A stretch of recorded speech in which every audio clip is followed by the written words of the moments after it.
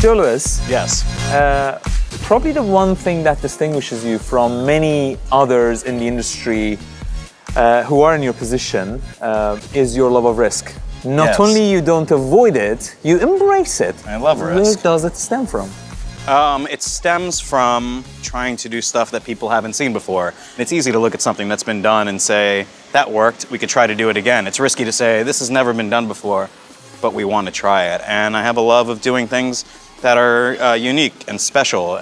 Yeah, and in production, you don't really go after, or usually go after the usual suspects that tried and tested. Okay, Woody Allen is an obvious choice and a no-brainer, but The New Yorker is certainly not.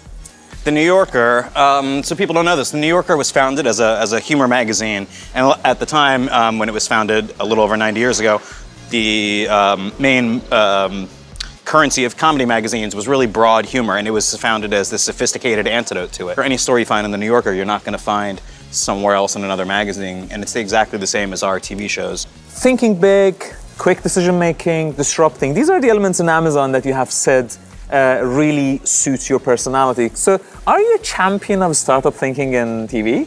Startup thinking? Yeah? Yeah, of course. I think, you know, the big breakthroughs come from people who both think differently and think about who their customer is. Not what's sustaining technology, but what's something that's disruptive.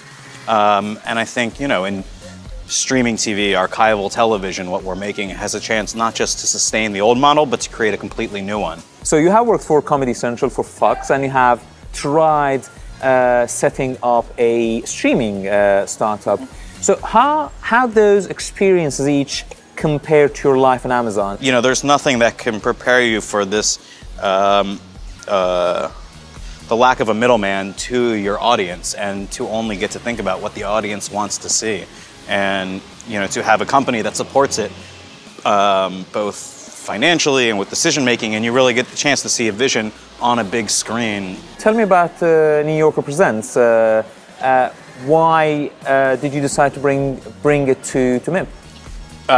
So The New Yorker Presents is a half-hour docuseries based on the magazine. You know, the goal is both to have the same intellectual and artistic qualities of the magazine and its same unique cultural blend, where you can have profiles mixed in with hard news pieces, mixed in with humorous sketches, and there's just nothing else like it on TV. It's smart, risky, independent filmmaking, which if you say can to most people, that's what comes to mind.